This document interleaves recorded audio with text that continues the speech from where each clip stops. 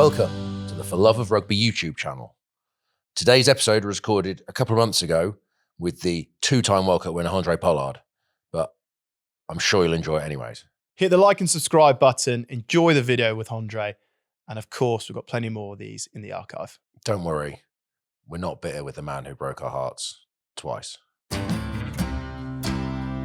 After hounding him for ages, and he finally agreed, Handre Pollard has joined us on the Love of Rugby pod. Obviously, two-time World Cup winner. Yeah. I'm over it. Yeah. It doesn't affect me at all. So yeah, thanks for joining us, mate. No, cheers, boys. Great to be with you, legends. Lovely. I don't get called that very often. Yeah, you're right. Yeah. More of that. You can come back again, yeah. Should we just go straight into the World Cup, or do we sort of... What, prance around it? Yeah. We brought you medal. It's in the car. Yeah. Both of them. Yeah, let's get on with it, Ben. We'll just give the people what they want. Right. Polly, so let's go straight into this year's what? No, not this year's. 2023 World Cup. We'll touch on 19 a little bit later if we have to. But obviously, three knockout games, you won by 1 point, which is absolutely bonkers. Yep. Beating France, obviously the host in the quarterfinals, then England in the semi-finals, and then New Zealand in the finals, in the final. Like sort of sum up that 3 weeks, because the emotional ride of that and everything that come with it. Oh man, yeah, it was crazy. So, of course, with the draw and all that, we knew it's going to be France or New Zealand. So after we lost to Ireland, we were pretty sure, okay, it's going to be France. And it was a crazy week. Like playing the host nation in the World Cup's always like it's intense, but it's special. Like it's nice because it's so hostile. And as rugby players, we tend to enjoy that. So it was crazy, and we had to spend like a lot of time that week getting ourselves just emotionally to that place where you have to go to win those games. And to be honest, like the game ended up being quite a spectacle. I think it was one of the better World Cup games in history. And it's not like we've planned that. South Africa, we don't plan on playing a jouet, beautiful game, is it? So the game sort of went that way. And it was so hostile in that place. By far the most hostile game I've ever been a part of. But I think the emotional build-up in the week is what really helped us to get through that. Because I think you've seen the clips of Rassie with a speaker and playing all the French songs and all that. But it can get to a lot of people. And even though we've been there in the past, it can still get to you. It's just normal. But I think emotionally, that's the peak emotionally that week, because we knew it was going to go so deep, and to go all that way was very intense. But then the problem is you got to do 2 more weeks if you want to win it. So that was a struggle for us for the next 2 weeks. It's getting that emotional thing, and we've spoken about that before. Len, it's then going into an England team who's got I felt like they had nothing to lose, and their game model suited playing against us. And then you could see in that game we weren't there emotionally where we should have been from the start. And we eventually got there, but it was the emotional. The battle we had to fight for those 3 weeks was pretty intense. Yeah, well, I think of, like you say, the emotional heights you had to hit against France, and then almost England was a perfect storm because the weather came in. We had a game plan that was very much ball goes in the air, play as much rugby down your half and all that sort of tactical. And we had a pretty good run up to that point in terms of Fiji in a quarter final. So we could hit those heights. And on another day, you beat them, not necessarily because you're the better team as such, it's just that you're able to hit those emotional levels that you couldn't get to. And 2019, which again we'll touch on, but it's sort of similar in terms of we had Aussies in the quarterfinal, which you had to be really good at. Obviously, Eddie versus Checker and all that as well. And the coach, it filters through to players and that hype. And then New Zealand in the semi-final. Then it's almost like everyone says to us, oh, you played your final the week before. You didn't. It's just that trying to get there again is so difficult. That's why I just think it's incredible the fact that you did it 3 weeks in a row, which is absolutely bonkers. But that France week, one thing we'll get to again is do you think that it was, you say that obviously England had almost a free swing, or not, the expectation wasn't on England. Did you feel like that for you guys going into that France game? I think so, yeah. I think so. I think if you look at how things have gone for England the year before and in the World Cup, like it was clear that you guys were going in the right direction, but we were expected to win. And it's something we don't really like as South Africans. We like that underdog thing, that label. And it was a weird thing for the squad to get used. It's not used to that, but comfortable in being expected to win. Because it's something, I mean, coming from 2016, 17, we were so bad. We actually got comfortable in being the underdog. So that's a weird thing. And we need something, like South Africans, we need something to hold on to. So like the France game, we felt that they robbed us of hosting the World Cup. So that was like our thing that week. So that's sort of direction we went into with Rassie that week. And then we didn't really have something to sort of hate you guys that week. It wasn't like there was a lot of beefy leading up to it. Of course, it's the history of 2019 World Cup, but that fueled you guys way more, I would believe, than it did us, of course. So we didn't have that something, and you could see it clearly in that game, especially the first half. We just weren't on it. Well, even that week, do you think like you said there, like obviously Rassie's obviously very good at like getting a theme and then running with it and creating this like, I suppose, a narrative behind it, which fuels the players and getting it. But if you didn't have England, but obviously we did because of what happened 4 years ago, and actually you'd beaten us pretty convincingly since 19 as well. So we always felt like we'd been like almost plucky losers. Yeah, I also think with England, it was kind of like the way, once we'd played Argentina, you could see a route to, basically we're probably going to play Fiji or sort of Australia in the quarterfinal, which should be a winnable game. I know we lost to Fiji in the warm-up games, but then, so it's kind of like... Actually, you did, I didn't play, mate. That's obviously why, mate, obviously why. But like you say, we kind of knew that semi-finals, if we could get to a semi-final, we'd be playing against one of the great teams, but we'd be under the radar, and that would be the time to sort of perform, whereas previous, obviously, you have to play France. I say people don't think enough about, I think, the emotional ups and downs of, like, you go to that place emotionally, you win the game, it's then... You get out of the stadium at 1 a.m, you get back into bed at 3 a.m, whatever it is, because you're staying an hour outside of Paris, or we were, and then it's like the next day's a washout, Sunday's a washout, Monday you sort of rebuild it, but it takes so much mentally and physically out of every game, doesn't it? And I say, and the pressure builds and that kind of stuff. But I say for England, I think we flew under the radar and say we're able to go into that game as, I don't think we had a narrative in like, oh, this is like 4 years ago. It was more narrative actually we could take out, like we are the underdogs, no one thinks we're any good, and we could potentially shock a decent team, and we did for 60 odd minutes, whatever it is, which, and again, your quality comes through it and shows. But I say, one thing I will say about the World Cup is you went the hard route to win it. You know what I mean? You had to beat the good teams in the world, like with New Zealand's, with England's. I mean, you play Ireland, you play France, but yeah, France was, I would say, leading as the game. I've never seen so much media attention. You know, when you go to like the supermarket and on the carrier bags, it's French rugby players. Every advert on TV is French rugby players. So the whole France was basically, wasn't it? I say that hostile atmosphere was behind the French team, the whole media, and I think that almost got to them as well. And I think, did you talk about having, say, against France, if we can keep this, not say close, but the longer this game goes on, the more pressure will build on them and that kind of stuff? Or did you just go out there to sort of... Oh, absolutely. Yeah. Absolutely. That was a big topic of conversation in the week. Because with all the nice energy and the positive energy that the French team gets in France, and rightfully so, they've been so good the last few years, they're a different breed, and this pressure can sometimes get to them. It can take them to a place where you can't even come close to them, and they just absolutely murder you. But it can also get to them. And I think if you watch that game back, you can see sort of as it's like goes deeper and deeper and deeper. You could just see, because it's a youngish squad, that French squad. They've never been in that position, have they? No. They play under immense pressure every week in big top 14 Champions Cup games and big Test matches. But that's something different. Yeah. And I think you could see that towards the end of that game. Yeah. Well, there's a couple of uncharacteristic errors, which we spoke about before. I think they kick 22 out in the full, they slice a mark and stuff like that, which just gave you territory in their half, and you could almost see that with about 20 to go, the French team just going to go, oh, we don't want to be in this. We don't want to be in this arm wrestle right now. And then the scrum started to creak and all that, and you're thinking, South Africa are there. One thing as well, I want to ask you, Paul, because obviously in 2019 you lost to New Zealand in the pool stages, and also in 2023 you lost to Ireland in the pool stages. Now, like, how do you, the fact it's obviously pooled and all that, like, just how did you deal with that as a squad or as a leadership group? Like, what sort of said? Is it just very much like, okay, let's just change our route? And actually, of course, 2015, you lost Japan. Sorry, mate.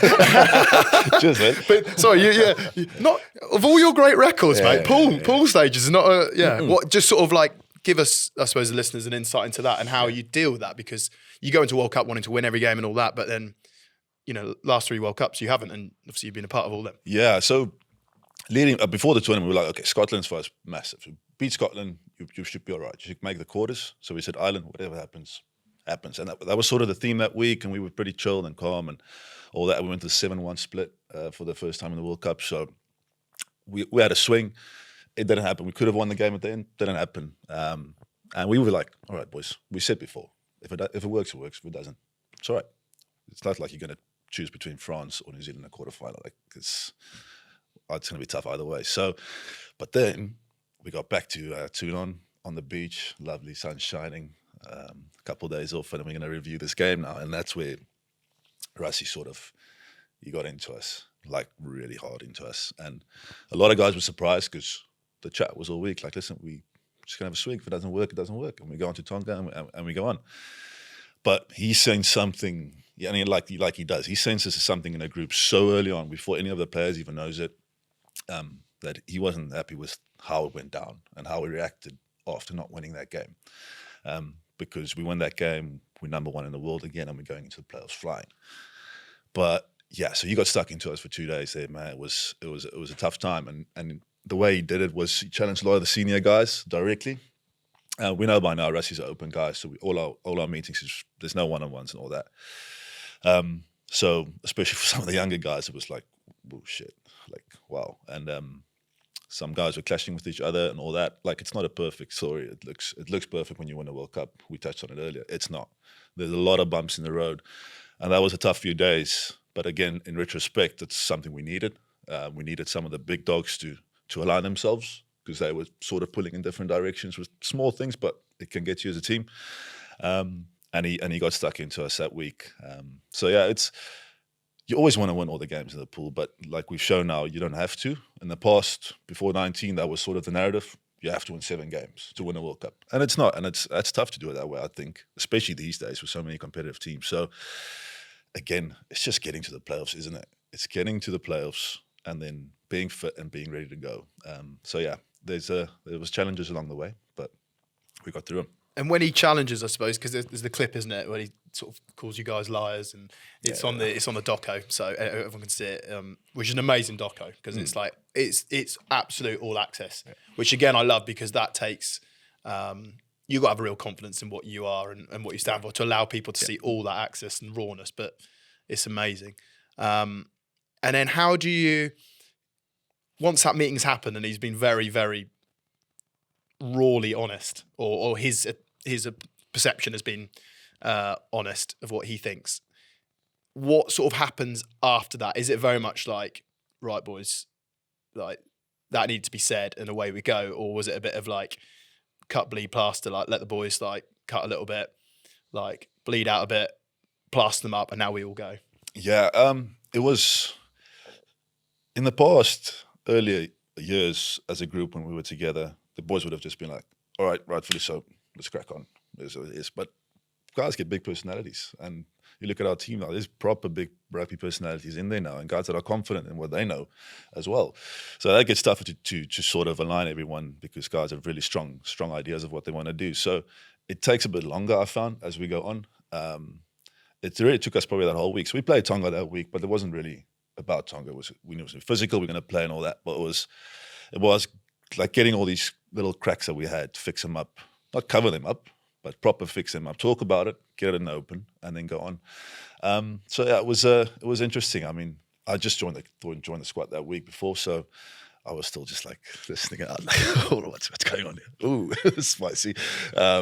So it was interesting time, but again, it had to happen. It had to happen, and that's why Rassie's one of the greats, because he knows when the squad needs something like that. How with Rassie? How is he? Like his man management level? Is he sort of integrated into like, because some coaches sort of try and be mates with the team, others have got quite a distinctive standoff. What's his sort of like? Because it seems quite an emotional bloke from the outside, having watched him sort of clips of him and stuff. He seems quite an emotional, not volatile is the wrong word, but he's up and down and stuff like that. Is he in front of the squad? Is he basically raw emotional, or is it sort of planned in some regards? You know what I mean? And to get the most out of the squad. I think early days he was very involved, and because he was still their coach then, and he was very involved, and he was there all the time. So yeah, and he was a bit more relaxed, to be honest. The previous cycle, this time around, he was in a different role.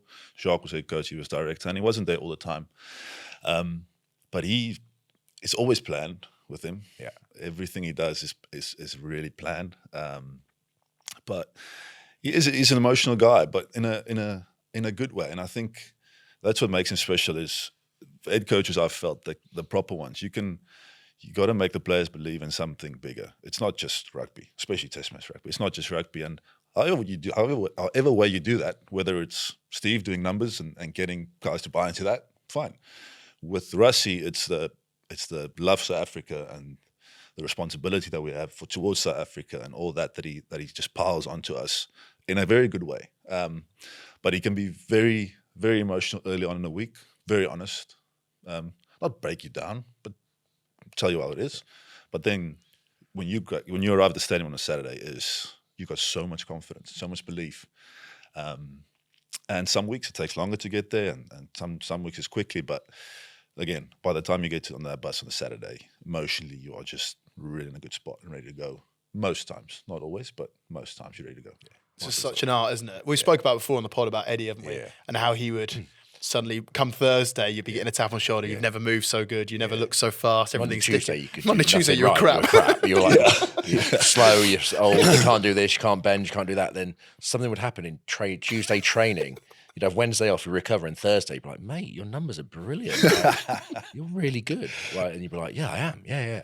It's only after 2 years you realise what he's doing, and you're like, am I as bad? Or you know what I mean? Like, but you buy into it because you're like, yeah. And then you go onto the pitch, don't you? Like, you got a plan. You say you've been told how physically good you are, and you're like, right, ready, smash it. It's obviously there's times when you might be playing an opposition you're supposed to beat, so you're either going in with a bit of heavy legged or there's a plan. But there's always a plan behind. You know what I mean? Like, but when you go to the big games, you're feeling fresh, and the coach has got the plan to win. So no, it's I think that's how the best do it. Don't well. I think without that, it's such an art, though, isn't it? It's such an art because that line is. It's a thin line to get wrong. Personalities as well. Yeah. They've got cynics, like, not like me, but some people like cynics out there, those who fully believe in everything the coach says. And to be able to actually manage a group of men, 30 men or whatever it is, 40 men, like, there's an art to it because there's always going to be people, people fit in different camps in the group. And like some people believe everything you say, others will be nose out joints and not playing. So they're like, oh, he's just, but it's the ability to actually connect with everyone and get everyone aligned on the same page is like, you know what I mean? There's not, and whether you do it through emotion, whether you do it through data, whatever you do it through, there's a skill in uniting a team of people to achieve something bigger than. And that's the thing with the open environment that we have, or he started a few years ago. Is like to align people so much easier when everything's just in the open. There's no one-on-one chats. I promise you. And we've said it a few times, and people are like, no, but surely, like if there's something big, like the one they had with Cheslin because he had to cover 9 in the World Cup final, like of course you have a one-on-one chat to a guy if you have to do that, but. There's nothing that's a secret. So every meeting you walk out and there's no chats in the corridors, there's no chats in the rooms because, mate, everybody knows everything and you just crack on. And that really helped us to align so much compared to previous regimes or coaches. Do you find that's harder with obviously people playing around the globe? Or do you think it's sometimes easier in regards to when everyone comes back, it's just like the South African way. This is what we do. You know what I mean? Because you're obviously in lessons, people in France, there's people playing in South Africa. Whereas like with England, because everyone's sort of in the Premiership, sometimes, I don't want to say different, but you come into England camp and still sometimes there's that sort of club. You know what I mean? Well, it always takes time, doesn't it? Like England, we never, like we get in and don't often start tournaments particularly well. Like, certainly over the last few years, you look at Six Nations over the last sort of 4 years or whatever, like not been particularly good at the start and been way better back end of it. Autumn's been a bit similar. Whereas South Africa always strikes to me that, you get the same amount of prep as we do, but it seems to be very clear when you go in that, and yet you're all over the globe and you're all playing all over the place, where a lot of us, well, yes, we're in the Prem, but there is a lot of combinations that play together. Yeah, it's not I can't say there's something specific that does it. It is challenging because of, we are everywhere in the world at the moment. So, but they find ways. I mean, with the 9-man camps and online camps these days, and again, it's our model is so simple. There's not a lot to it, is it? Everybody knows what we're going to do most times. So, to align is so much easier and so much quicker. Of course, now we're going to have new coaches coming in, so it's going to be a bit different. So, it'll maybe take a bit more time now. But it's a simple model, and players just buy into it. And it's easy to buy into it now because it works. In the beginning, maybe not so much, and if a team's not doing so well, it's not that easy to buy into stuff. So we believe in it, of course they do. So it's easier to buy now. Polly, one of the clips is of you guys on a video game. When I say video game, it's the small little circles with numbered players, and each player is then controlling themselves in terms of It's not patterns like and all that. the Madden or anything like that. It's literally like a top-down, Yeah, no. sensible soccer, like from the late, I don't know, people, listeners know that, but like it's like a late sort of early 90s video game, isn't it? Like something like you get on a game, the original Game Boy. It's like a whiteboard, yeah. Yeah. You just, we just try and do that. It's just something different. Rassie sort of wanted to try. Traveling so much with internationals as you do, we do a lot of walkthroughs to keep time on legs off. So when we get to the training field, it's just boom, boom, boom, and we're done. So our days stretch from like 8 a.m. to 7 p.m. on a Monday and a Tuesday. So it's long days. So he sort of found different ways to stimulate us and keep us really, really focused. So that's just a different way. Instead of going onto the grass pitch and just walking through the plays, you do that. Everybody's got a controller, and we just do it that way. It's just another way of repping it in your mind before you go into training and making sure that it's good. But it's not seamless. I can promise you that it's not. We've tried a few things and it doesn't work at all. But when it does, it's pretty cool. It's pretty cool. Does anyone ever just control someone else's and completely fuck it up on purpose? And you just go line break. Line break, yeah. I think there's. I'll finish that. Score. Honestly, Try. Simple. Done it. Nailed it. yeah. That's called pattern 1. Yeah. Pattern 2 is the same thing, but it's I me passed just scoring. before Yeah. the try line. Oh man, it's honestly the beginning it was a struggle. Oh man, because you can just imagine guys taking the piss all the time. It's like kick off, yeah. Oops, the guys just I'll be running this way. It's like, oh, what are you doing? But do you remember Jeff Parling saying, like, walking through plays and stuff? There was one club, I think it was Newcastle, they did it on bikes. So like all the forwards and all the backs were aligned on a bike. And it's like, right, scrum, hit 2, 3, 4, and they'd be pedalling away. Then the 8 would make a break and he'd have to pedal really hard. And like the 12 and the 7 are clearing and they have to pedal really hard. The 9's like, right, I've got the ball, I'm passing to the 10. And the 10 gets the ball, he has to pedal. Like, honestly. Oh, at Newcastle. Yeah. It wasn't Leicester, but like literally talking through every like, I'm carrying now. And he like, after 13's carry, pedaling really hard as he's carrying. And it's just like, yeah, imagine that. Can you remember? I'll take the video game. Can you remember the walkthrough before Australia quarterfinal in 2019? We're on top of this hotel right at the top doing a walkthrough, and it's like, right, you'll start receiving a kickoff, and only like a few hours before the game, everyone's getting ready, and I don't know why, I just kind of was like, I totally forgot like my bearings and all that. So we received this kickoff, we set up the breakdown, so I'm kicking to exit. So most people would pick the ball up and just throw it, obviously, for listeners, because we're only on a 20 by 20 right on top of this skyscraper sort of thing. I've hit a full-on box kick. I just totally lost my total, I was so in the zone. I've actually planted, and this ball has just gone flying off the top of this hotel skyscraper. So when you talk about losing your bearings, mate, it can happen. It can happen even a few hours before the game Very on top of a easily. hotel. And literally, I don't know if it ever hit anyone on the head. Hopefully not. Just don't make Gil. It was an almighty, it was quite a drop, that one. Because that France week, am I right in saying that you guys were really worried about, obviously, when you were training, about cameras and people watching, and, we had it in, when Eddie accused New Zealand of filming us. Like it's in Tokyo, whatever it was. He's like, he saw a bloke. Someone up there. He's living 42nd floor. Yeah. He's watching. What? Yeah. No, he's fine. He's just a member of the public. house, No, he's watching. But you guys had to kind of change your sort of week that week. Yeah. Yeah, that's something we've done quite a lot in the past. Some coaches are pretty serious about that stuff. I don't really see it or whatever. But people get paranoid, don't they? Like captain's run on the Friday. Yeah. You go to the stadium, it's like, right, we're not going to show any plays. Yeah. All right, so what we do? We're going to show some fake plays. Yeah, we'll do a 4-man line out with Coley running through the middle of it as the +1. It's like, Yeah, they'll probably see through that, won't they? I think they might make. I think we made that one up. Like Rassie in the olden days, when I'm talking way back, when he was coaching the Cheetahs, the boys were going for captains in the morning, and then the opposition will come in the afternoon for captains, and he used to have these fake line-out play sheets. And he'll print them out and just leave them underneath tables and chairs and stuff in the opposition locker room with the completely wrong line-out calls. And these guys will be studying it. And he'll see in the game, they'll be running it in the warm-up. He'll be like, yeah, I gotcha. Then come the game, there's nothing like it. Yeah, I mean, it's something that does happen. And I'm sure in the old days it was way worse or all that, but it still happens. So you got to be you got to look after what you do, because especially if it's a special play or something like that. I mean, kickoffs and all that you can do, but yeah. So we had a few things going on that week, because of course They put us in this place, and to be fair, there was cameras all over. It's probably just CCTV, just looking for criminals, but it was in our minds they were filming us. You know what I mean? So we had to run like so we would run like all our plays in different areas of the field where we wouldn't have normally, and we'll turn field like all training every 5 minutes. We'll turn the field around in different places. And half the time we confused. And I was like, where are we now? Guys kicking it. It's like, no, you just kick it into the stand. No, but it's not. It's like, so yeah, it was challenging at times, but it's all fun, you know. As long as you get the work done that you have to do, it's all right. Mate, let's talk about, I suppose, the leadership group. We'll just talk about the leadership group because, you know, from the outside, you obviously got Sia Khaleesi, who, you know, I don't know him, but from the outside looks like a real phenomenal leader. But then obviously there's guys like Dwayne Vermeulen there.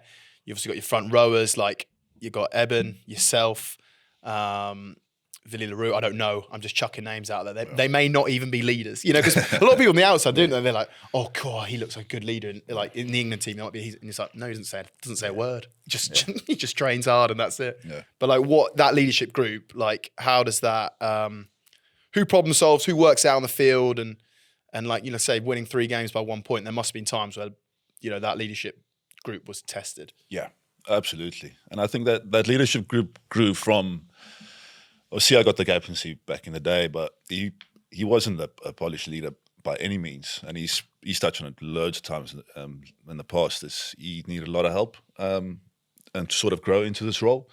And then, so he had a few guys he tapped into for guidance along the way, and we're just a normal leadership group of about 5-6 guys that every team has, and we all just look after our department, especially on the field. And Sia's grown into an unbelievable leader since then. I mean, he's an unbelievable guy to play for. He's just embraced the whole thing, you know, being the black South African captain that's won 2 times in South Africa. It's massive, and people in the rest of the world won't understand always the burden of that. It's great, but there's a massive burden on him as well in terms of that. So I mean, I can't say it enough. He's unbelievable. But yeah, we sort of have our leaders in every department. We have our scrum, our line-out stuff, like most teams have, but we really embrace those kind of things. So when the time comes on the pitch, it's not. So yeah, we're like, where are we going? Especially as game drivers in big pressure situations, we've been in there loads of times now, and we sort of have an idea of what we want to do. But a guy like Eben, he's seen as an enforcer and all that, but he's a very intelligent rugby player, and he understands what the team needs and what we have to do. So there's loads of guys we tap into in different times, but yeah, it's just a good group of guys, and we trust each other. That's a big thing. We trust each other when it comes to those moments, and that trust has been earned over the years. It wasn't there in the beginning always. So, yeah, it's a nicely spread responsibility in our team, and we don't have this. Sia is of course our guy, but it's not in the team environment, in playing and meetings and stuff like that. It's pretty much all over, and we all chip in where we can. Yeah, because I say something I probably don't, or English rugby players and probably Northern Hemisphere players don't fully not grasp but appreciate. Is to say the effect you have on South Africa as a country, and that you know, we say we play rugby and you play in front of 8,000 people, and it's like people go to work on Monday, you've won, lost, they feel good or bad, but it probably doesn't affect the nation as much as you guys do, and there's the responsibility you have to actually, let's say, push Africa forward. And you know what I mean? Well, we spoke about that a few weeks ago. It's almost like, as much as it's not good in South Africa and it's a burden to a sense, but it's also, I feel, sort of an edge we've got on other countries, is that purpose, and that's something you play for. You don't just play for money. You don't just play to play for your country. It's like a proper, real purpose, and it's bigger than any of us or our team. And we know what we can do for those people. And when the times are tough, and we spoke about winning 3 games at 1 point, you might not think of that in that moment, but it's there. It's in your mind, and you know that there's something bigger than this, and that's what you're fighting for. And yeah, it's not great. We don't want it to be that way in South Africa, but in terms of the rugby stuff, it really inspires us to be better.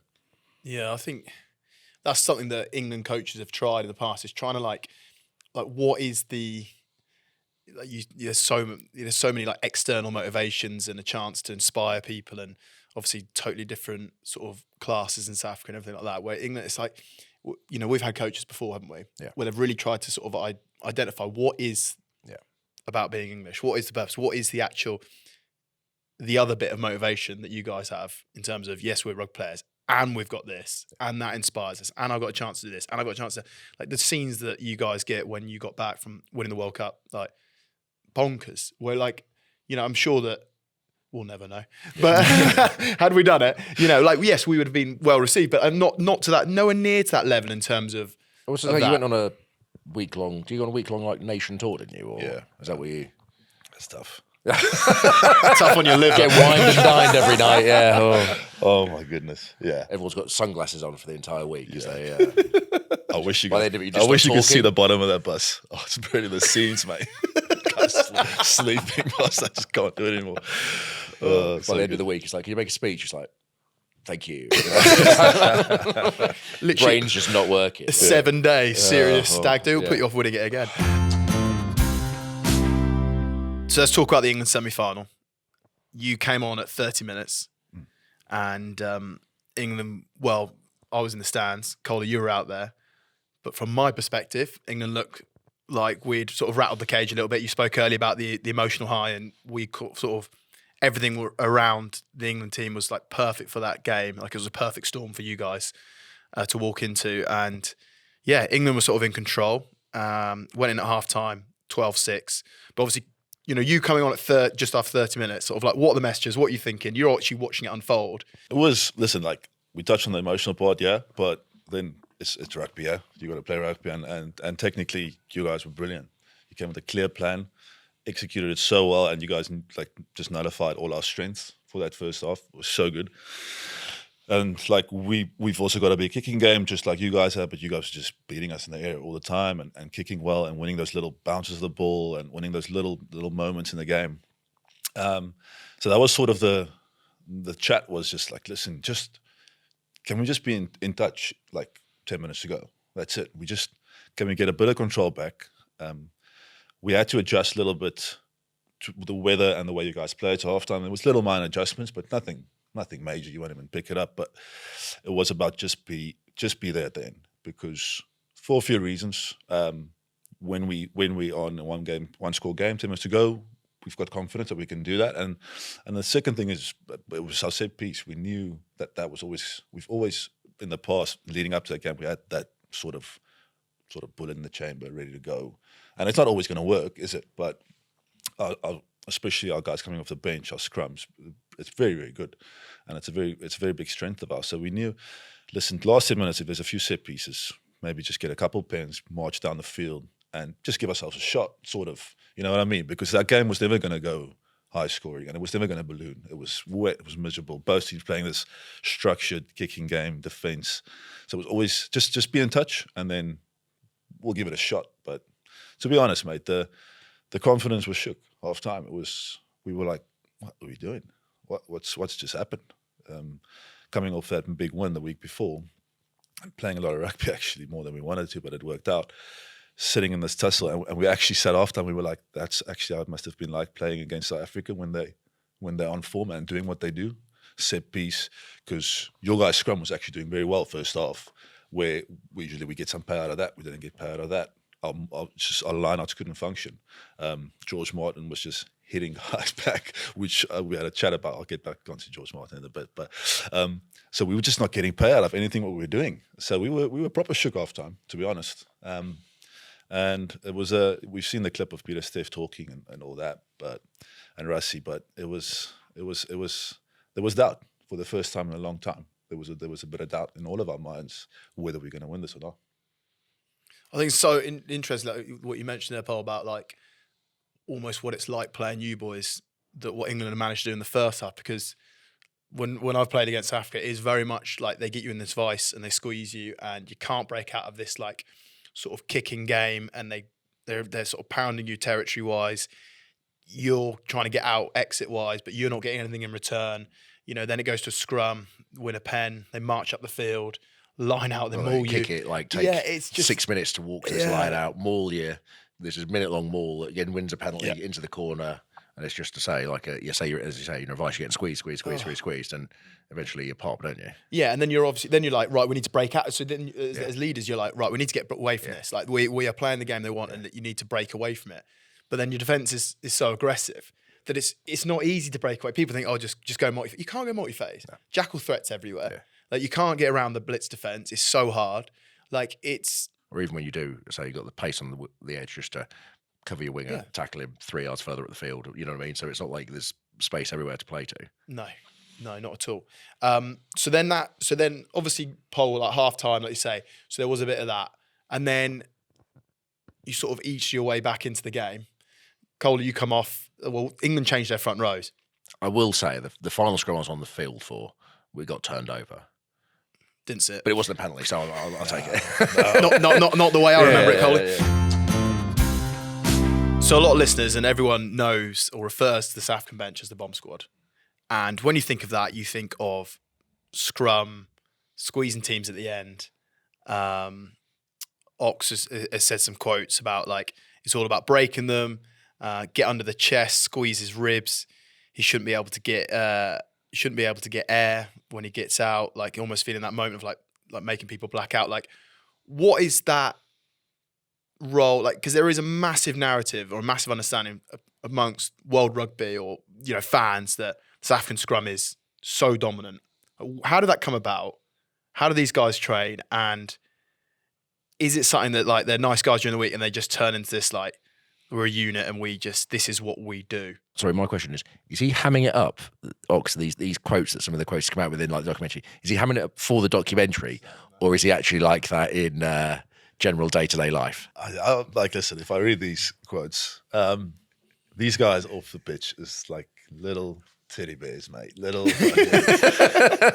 chats, just joking all the time, friendly as, no problems with the world, just walking around, looking at the birds and the trees and just chilling. But they take a lot of pride in this and they work extremely, extremely hard at it. And Don Human, the coach, the scrum coach, he's one of the most interesting people you'll ever meet in your life.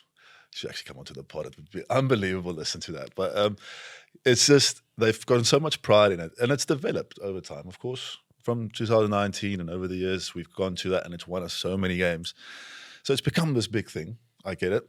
But it's not like in the week, it's not like it's going to be this big thing. They don't speak like that in the week, of course. Maybe they do in smaller groups and when they talk about scrums for 10 minutes, which they do.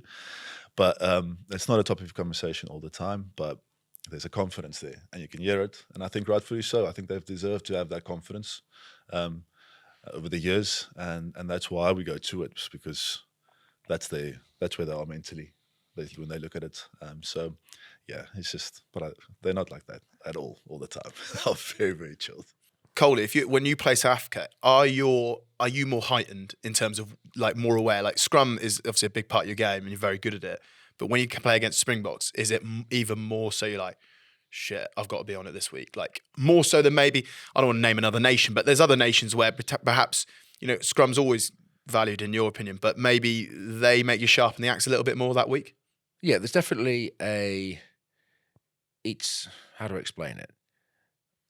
With some other teams that have same got a good a scrum, the fear is we have to be good because if we get embarrassed, you know what I mean? Like if you give away a penalty, people will think you're crap. Whereas South Africa, it's like they're really good. We have to be really good because if we give away a penalty, there's no shame in giving away a penalty, but we're going to be on the back foot. And that wave's just going to come all the time. And the semi-final is kind of like we weren't going into that game going, oh, we're going to get penalties from our scrum, we're going to do this. It was if we can just get parity and stop them and not, the emotion of that first scrum in some regards is like the expectation in the stadium is England are going to get rolled. So it's like if we can just lock it out in some regards and make South Africa play away, that's a victory for us. And you know what I mean? Almost like, not so the tension diffuses, but it's that kind of mentality rather than being, we're going to win penalties, we're going to be aggressive. South Africa is, we need to stop them. Because it's such an integral part of the way we play. It's the start point of so many things for us. So if you take that start point away, it's tough. I mean, we've got a model and a game model that's built around this, not just a scrum, of course, but set piece and physicality. So if you take one of those three away, then it's tough to get going. And yeah. And what I love about, say, South Africa is like some teams kind of go, oh, we'll have scrummage, or your team, you might have a scrimmage and tired, and so we'll have a loose head that runs around, or we'll have a scrummage and loop. Where South Africa go, right, we're just going to have two front rows that can scrummage and locks that can scrummage, and they would double down on their strength. Some teams sort of start with the strength, and then as the game goes on, we'll do this, or they run around, and then the bench might be the set piece bench. Whereas South Africa go, like, lay the cards on the table. Obviously, fantastic players around the field and stuff, but like double down. This is what we do, strength on strength, and deal with it because teams can't. Yeah, it's almost like this is what we're doing. This is what we're Your picking. starters might, your starters might get parity. But, stop it. Yeah, but we know that you sort of like, there's not a lot of teams that in the world can put 6 front rows out that can do what South Africa can do, and that's the strength that they back. And they don't just go. South Africa don't go, well, weaken ourselves to be better around the field. It's like, no, we're going to dominate you in this area, and you might match up 50, 60 minutes, but then we've got a bench that's another test match bench could start in any other team in the world and deal with that. It's the psychological thing of it as well. If you're as a 9 put the ball in and the scrum is creaking and you've won another pen, it's like because it changed your tactics then. You're thinking, right, hang on, we've got to avoid scrums here. We've got to come away from where you're thinking, we've cracked the dam's cracking, like it's taken 60 or the bomb squad's coming, because you always know it's going to take roughly that. At least say, the first lot might dig in or at least get parity in, and you don't squeeze pens. So then you're thinking tactically against you, like, right, we need to get away from this. We need to do X, Y, Z. It changes your game plan. But for you, you're thinking, oh, brilliant. Now let's drag him into that sort of state even more, because then you can get shots at goal. You can win field position easier, like calling the mark off the 22. But just, that mindset, again, like almost you probably think, right, we've got them where we want now. And we're thinking, shit, we don't want to be, they've got us where they want and it's not where we want. Yeah, no, it's exactly that.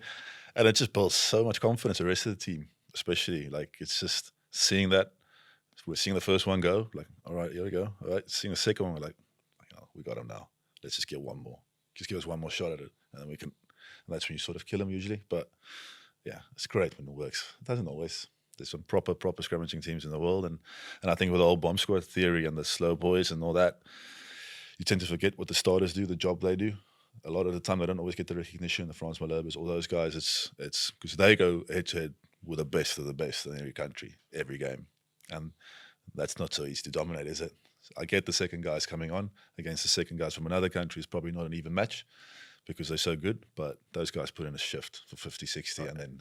Also, even if you start the game, you go against, say, the starting kits off Malherbe, whatever the starting front row is, like you get to 50, and then you traditionally go against a team where, as I said, like the bench front row won't be as good as scrummagers because you start your best scrummagers. So you come on and you're like, actually, not as a starter, say, for England, you can relax, but you go, it's going to be a bit easier now. But then you introduce someone like Ox and stuff like that are just as good as scrummagers. You're like, I'm knackered, he's fresh. This is going to be it takes some effort to actually stop that and then... So it gets to 60 minutes, Cole. Just give the listeners an insight. How are your legs feeling? So you've been scrummaging against South Africa all game. 60 minutes comes on. They've emptied the bomb squad.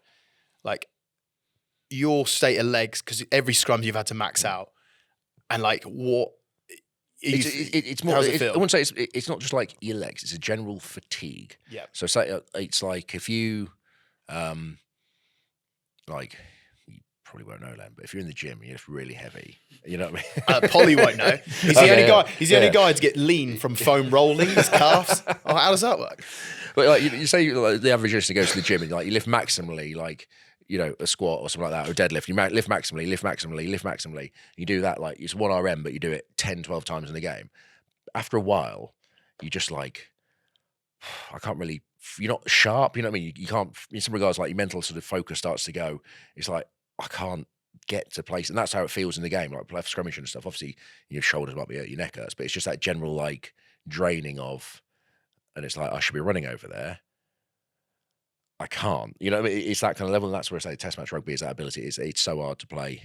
Credit to the blokes that do go 80 minutes, but it's just the ability to actually. Because you can't, against African teams like that, you can't just go, save a bit of energy here, I'll save a bit of energy here, especially in World Cup semis or knockout rugby. It's literally like, I have to run everywhere, I have to do this, I have to do that, because if I don't, it's going to lose as a test match. And then you get to 50 and you're like, I'm fucking shattered here. You know what I mean? And it's like, you almost become a liability in regards to, because people ask me, like I said, like, oh, could you play at 80 in the final? It's like, I could have played at 80. I'd have been shit.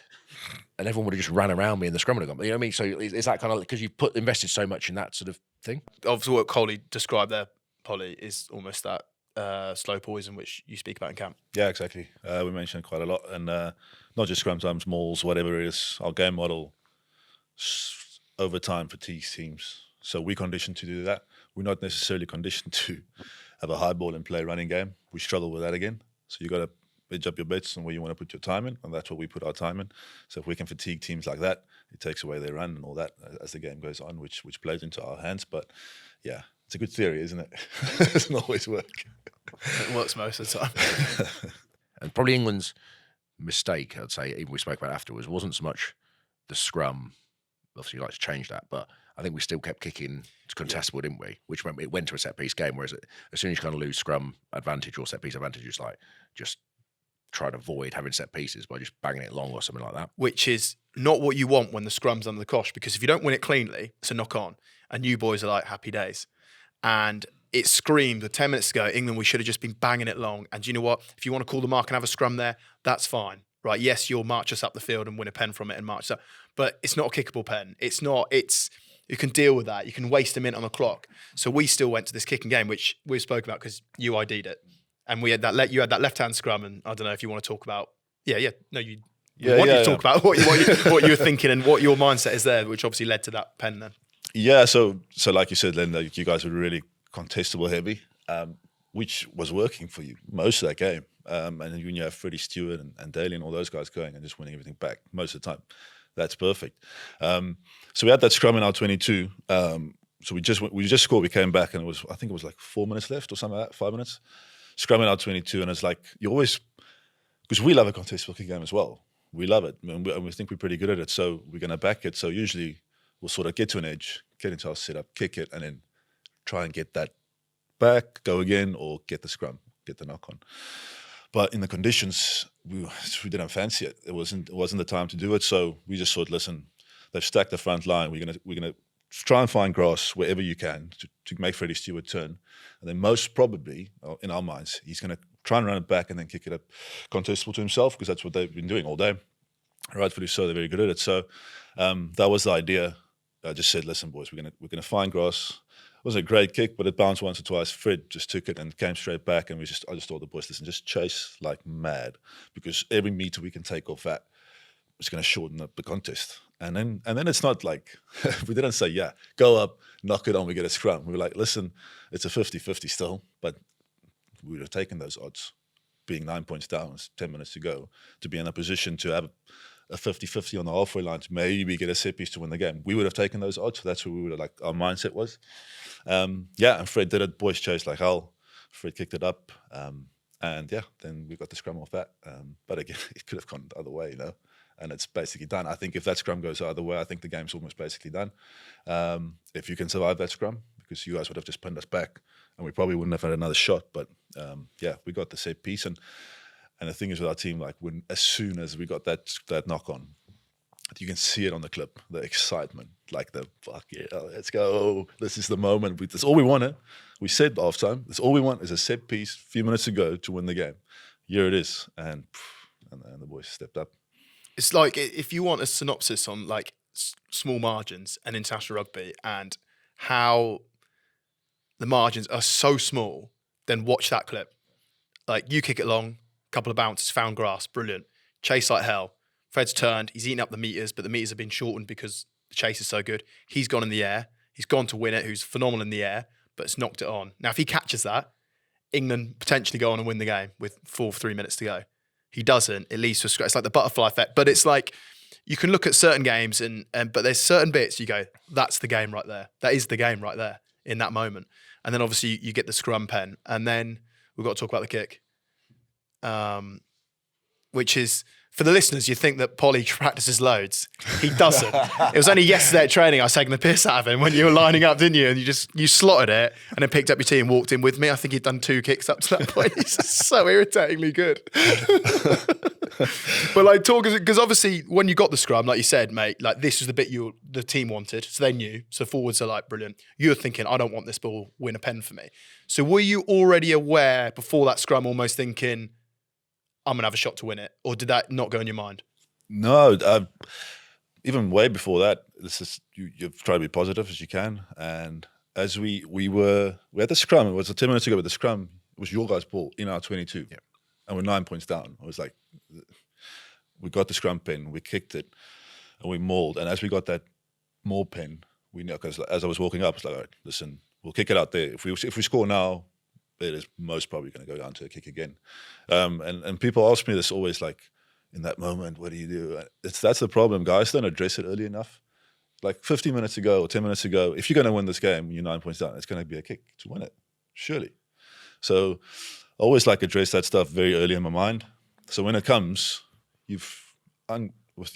unconsciously already, you've handled it. You've gone through it in your mind. Although you're still playing and doing stuff, you've already dealt with that sort of pressure. And when that moment comes, you just, I don't know. I like to get excited for that. It's nice. It's of course it's what you live for, man. It's unbelievable. So that's why you train. You don't train to kick a kick when it's 30 points up or down. Like that's pretty boring. So you try and enjoy that, but you won't enjoy it if you've already, I feel, like addressed it earlier on.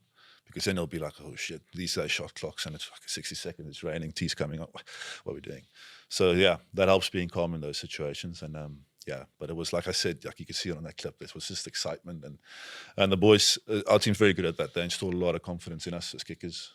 Even though it doesn't always go well, you don't always kick it over. The boys have a lot of trust and belief in us, and that always helps. Where did you learn to address it early? Is that something you learned or something you always did? Or was it an instant where you go, shit, that was a kick to win it. I missed it because once I lined it up, I thought, oh my God, this is a kick to win it. Was an instant that made you, obviously, like you say, you've already thought about it, but was there an instant that made you change that mindset? Yeah, no, it's not a specific one that happened, but it's when you're young and you have these kicks as you grow up and you go through your career.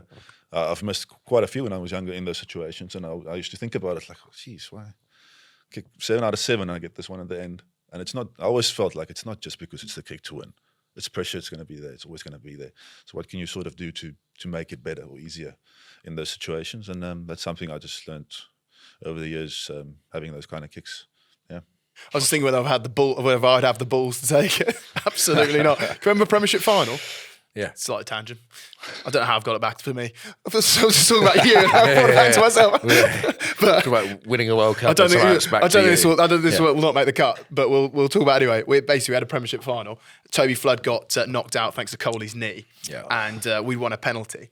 And we're like, right, penalty. What should we do? And we're thinking, and I was like, I'll have it. I was like, I'll have it. And Jeff was like, yeah, go on, Len. Like, you can hit that. I was like, yeah, I can hit that. Right, like, absolute, yeah, fine. Yeah, I'll have a shot, please, sir. No, and anyway, they run up. They gave me the wrong tee. Anyway, I put it down, stepped back, and I was like, oh my God, what have I done? There's 80,000 people here. It's a Premiership final. Like, I was honestly bricking. Then all I could think about was get it off the ground. Honestly, I was content with just getting off the ground. That's where you want to be when you take those kicks. Just get it off the ground. You know what? When you say, about subconscious, I can relate to that, Paul, because I lined it up and I thought, like 2 minutes ago, I was like, yeah, I've got it. Give me that ball now. Where's the ref? Where's the mark? Give me the tee. Like, step back, and I was like, oh my God, I'm miles away, and there are so many people, and why is it silent? Like that. That's the other thing as well, like the silence. But I'll give you some credit. The TV angle didn't do you justice. The TV angle made it look like you missed by about 40 metres. I didn't miss that badly. I'll show it to you. There's one. It was behind the angle. The angle makes it look like looks I like absolutely gone for the corner flag. It was actually not. It wasn't too bad. It wasn't too bad. It missed by a fair margin. But it wasn't as bad as what it looked like on the screen. Give or take. Yeah. Give or take. Yeah. I was going to say, Flynn got knocked down here. It was like literally like 2 minutes of panic. Cox is losing his head on the sideline. Yeah. And it was just like, Len, the cool, calm head steps up. I've got this, lads. Yeah. Settle down. God loves a try, doesn't he? Yeah. Like someone at that point needed to give some confidence to the group. Floody's off. Yeah. Such confidence. Yeah, I'll take it. Give me the ball. I do think like after he started putting it down, I'll take a cone. I'll take a cone for this one. Do you have sand? Everyone's like, a minute into it, like, it settled down. Everyone looking at Len like, I've never seen him kick. Like, shut up. Man, you see Len's drop goal from 50 in training. There we are. Oh, there we are. There we are. Unbelievable. We actually had a thing for the show, which was basically send in the best clip of your week. And Len's going to top it. And I was like, well, no one's beating my clip that week because that was a monster. Right, yeah. Ben, back to the kick. My kick or Polly's kick? Polly's kick, please. Right, yeah. That is much more important. You obviously hit it, mate. Goes over. There's only a few minutes left. So what have you even given yourself time to think like about it, or you literally like mode of like game management? Just got to see it out now. Oh yeah, I would say like as you hit it, and I've said before, like it was the best kick of my life ever. Like the way I struck it, it was just, you know, it is when you hit a ball and it's just like destiny. I'm so incredibly happy for you that was the best kick of your life. Yeah. Of all Well the kicks done, you you. had, thanks, Oh, mate. Yeah, really appreciate that one. Okay. Yeah. Did everything just slow down? You're like, as soon as you kicked it, it was like an hour. Yeah, yeah. Yeah. Take that, you bastards. Yeah. Where's Coley and Len? Yeah. No, like, okay, so like as it goes, of course, like, yeah, it's like, of course, relief and all that, but that's great. But then this, 2 minutes ago, what was it? So ran back, and you can see it on the clips. We like just trying to organize and get short, look at the short kickoff and all that, and they end up kicking straight down my throat. I was like, I'm not expecting that as well. And when we had a discussion at the bottom of that rock, actually, me and Faf. I mean, when I say discussion, 2-3 seconds, but like, got it. What's the clock? So we knew what the clock was. So we're like, okay, what are we doing here? And we just said, kick it off. We just had a discussion, are we going to keep it on or we're going to kick it off? Do we want the contest again? But again, that goes to, it's probably a scrum, and then that gets like a 50-50 call on the range. So we're like, okay, are we going to kick it off or keep it on? No, listen, kick it off. Go to the set piece. We might contest a set piece, but it just gives us a structured defense to go off. And we'll back ourselves to keep whoever out for 50 meters in that situation. So kicked it off. And then it was on England to have a swing. They went with the ball over the back of the line. I didn't expect that as well. First win for that. And then sort of a couple of phases later, we were just in our general D. And with the day, it was the wetness and the lack of attacking intent from both teams. But in that game, it was, because that's what you had to do. It was going to be hard. It was going to be hard to go. You want to get closer to maybe get a pen, but it was going to be hard to really break down our defense in that moment. So yeah, we sort of just went to that and backed it, and yeah, went our way. I don't know. Yeah. Even afterwards, Australia, I'd come up to you afterwards. I was obviously gutted, and it's this weird thing where, like, obviously being good mates, it's like you sort of, it's just a weird exchange, isn't it? So weird, man. Because you kind of like, I'm gutted, but you're kind of like equally like, congrats, mate, well done and good luck next week. Yeah. But equally, you're like, hard luck, lad. Like, it's a weird thing, isn't it? But people can't probably relate to, but it's a strange. Well, you're so happy, but you don't want to gloat because you see your mate who's upset, not upset, but like sad. So you feel empathy with your mate, and I say similarly with like, we're sad, but pleased for you to have actually won. Pleased for your mate to have won. So it's a weird exchange. It's a really weird exchange. Yeah, it's like you said after the game. So I saw a couple of the boys, Ches and them, and then I sat on the bench just for like a couple of minutes, just to calm down, because emotions are everywhere at that stage. And I look over at Ches and George standing there, and you can see like Ches is emotional, and I don't know why. Like I walked up to him, yeah, I was crying again. So I walk up to him, and I'm like, I said sorry. It's such a weird thing to say, but you became like, listen, if this was 3 years ago, I was like, oh, fuck you guys. I don't care about you. But now it's my mates, my teammates, play with them, spend every day with them. And I know how much they wanted it. And I know how much we wanted it. So I've lost a semi-final before, so I know that disappointment as well. So I walked up to him, and there's not a lot of words said, but you can sort of it's a weird thing, like you said.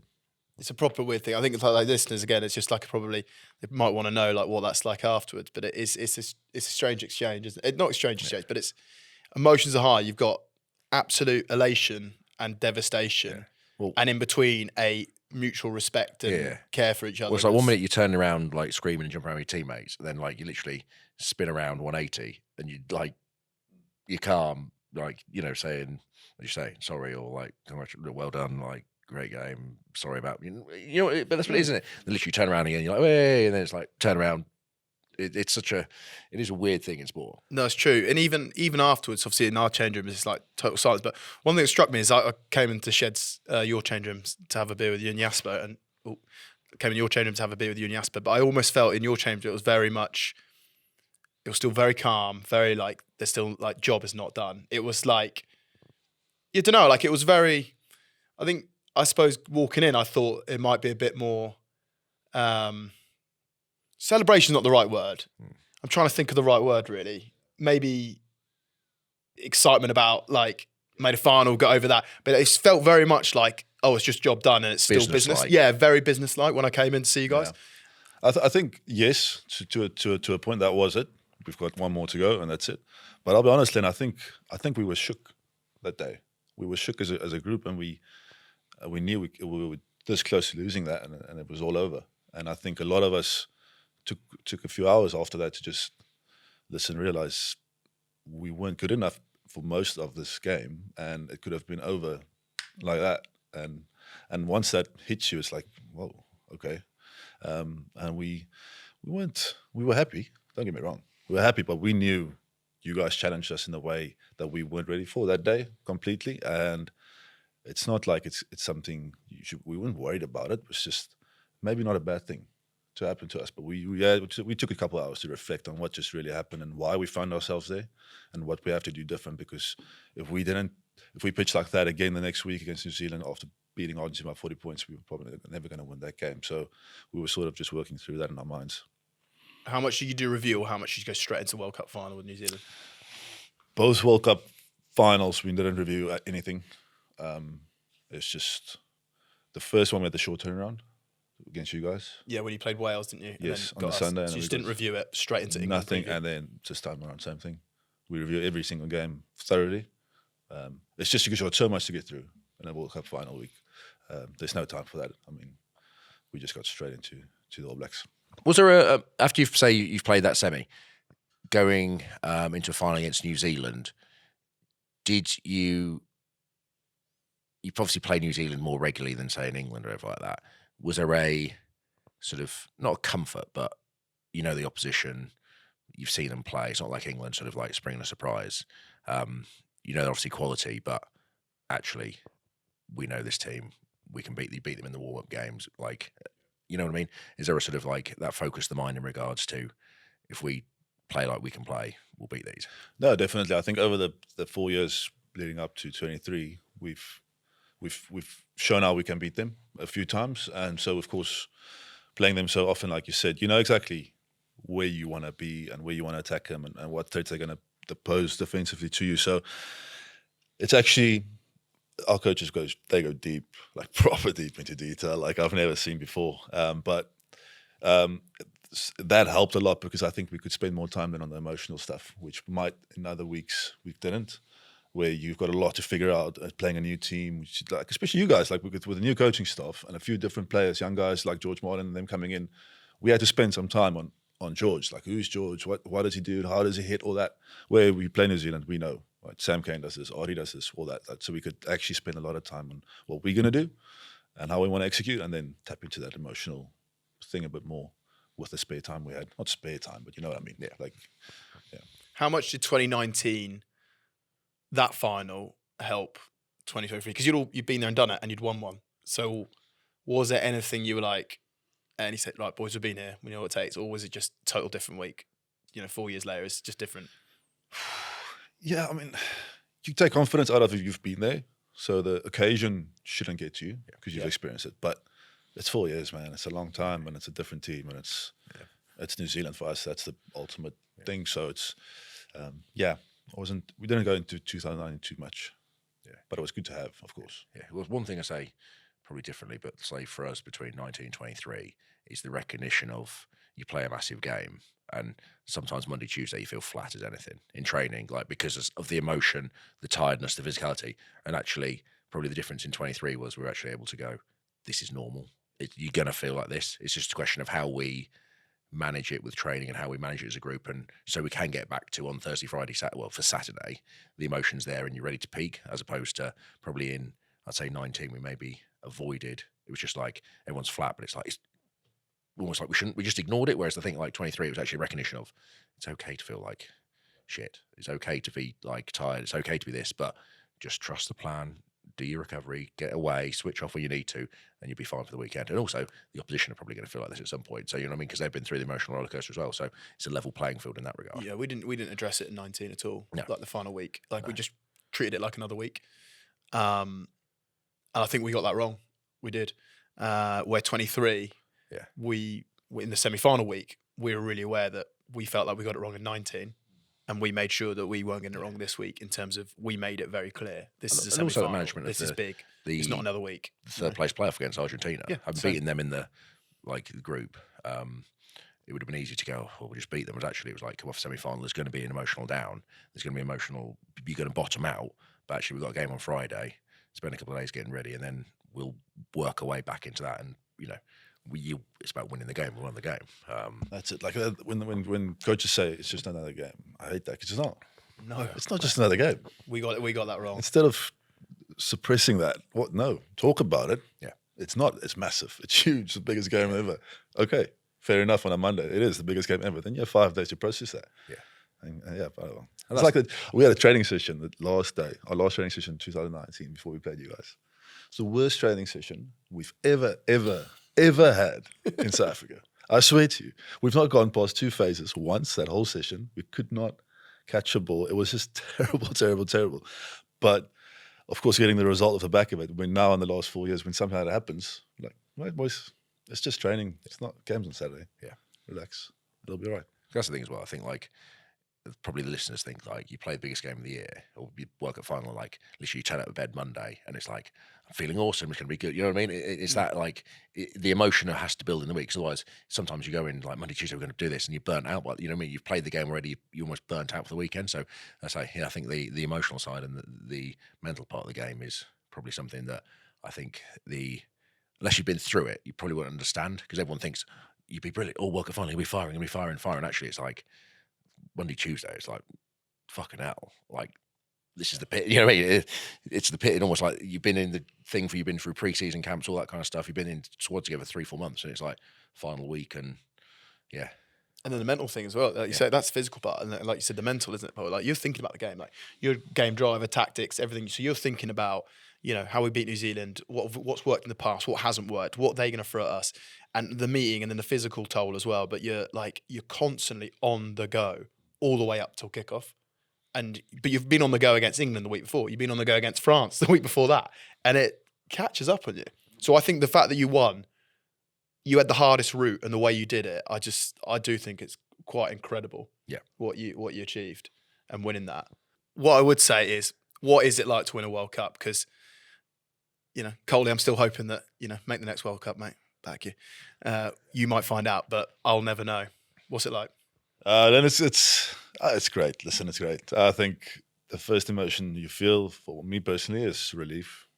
Just relief, because you have to be on it so long. In that moment, it's relief, and you're pretty tired emotionally after that. So it's not this big.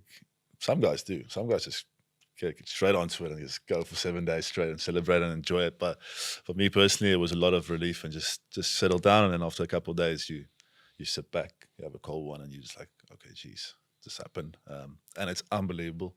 But it's not the trophy, it's not the medals, it's not any of that. That's important. It's the knowing that one day I run into Damian de Allende or Lloyd de Jager, whoever it may be in the past, that we can look at each other, have a beer, and be like, listen, we did something special, and it's a memory that we can have. And yes, everybody shares in that, but it's in that team, in that memory, and that sort of mutual respect of knowing we got together, we did something special for a period in our lives, and we can reflect on that. For me, that's the beauty of it.